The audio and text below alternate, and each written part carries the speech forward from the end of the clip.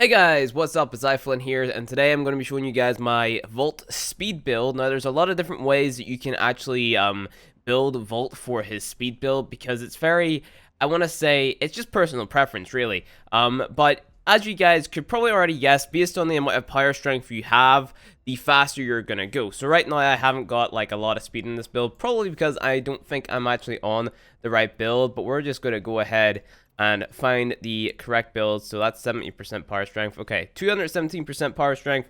That's all right, but we'll talk a little bit more about the build in a second whenever we go over it. So this doesn't just increase your movement speed, it also increases your reload speed and your melee attack speed, which is pretty cool. It doesn't like interact with the passive that much, so there's no real need to take that into consideration or anything like that there. But the thing about this ability is like you can spam it, right? So if you activate speed, you can then like just turn it on again to reset the cooldown on it, right? So you just go back to your 12 seconds duration that you have on it if you have 12 seconds duration. There's a lot of different ways to build this. So basically, you know, it just speeds you up, right? I don't really feel like I need to explain that too much to people. You go really fast if you build this properly. It's pretty straightforward, at least in my opinion anyway. So if we jump into the upgrade section, I'll show you guys a few ways to mod for this.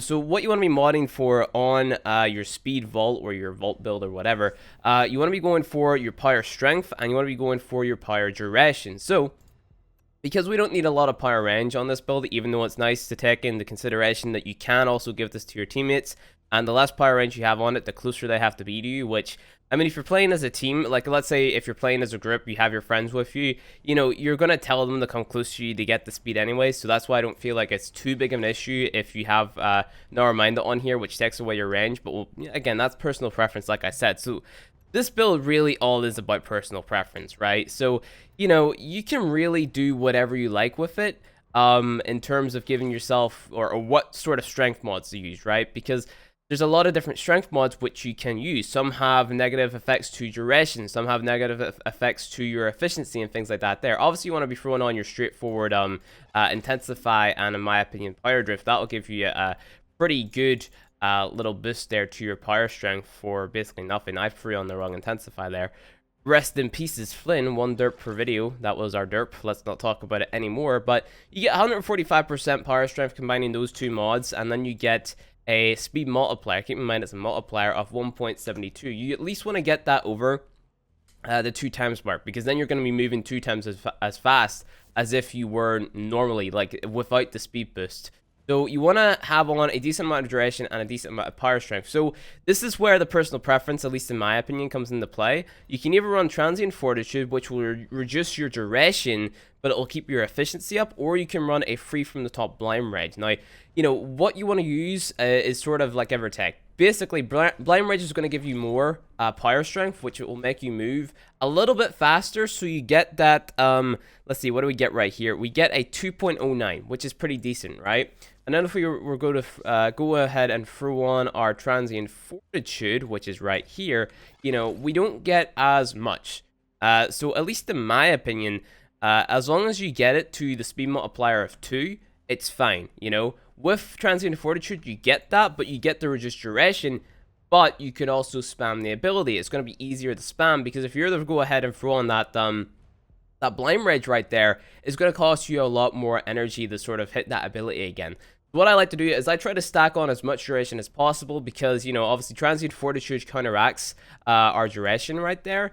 So if we were to go ahead and move that intensify up there, put on our prime continuity, and then throw on a constitution, that's pretty good as well. Now, obviously, if I formatted this build again, I would be able to throw on something, you know, in this slot right here. Let's say I threw on another D polarity or something. I could throw on a vitality right there, because that's usually what I would be throwing on there. But with this build, you have 200% power strength, 254% duration, and then 130% efficiency.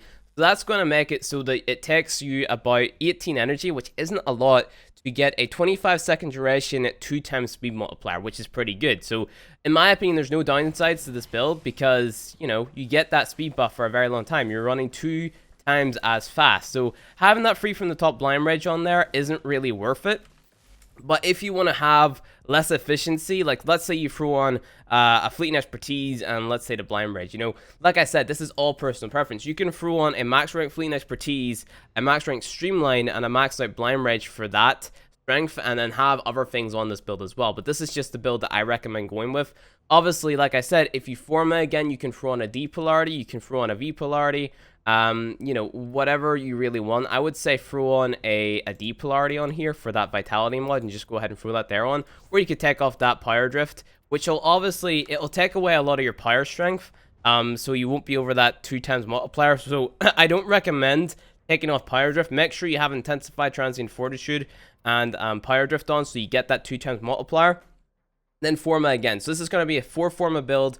You want to have, let's see, we have 2 dashes, 2 Vs, and 2 D polarities on your Vault, and then that'll be your Vault speed build right there. And that shouldn't really conflict with any other of your builds, really, because, you know, you have a D on there, and you have, you know, you're always going to have a D for your overextended if you're building the crowd controlled build. So, you know, just go ahead and put on another Forma, and then you'll be able to fit your vitality on there, and then that is really it for the Vault Prime build.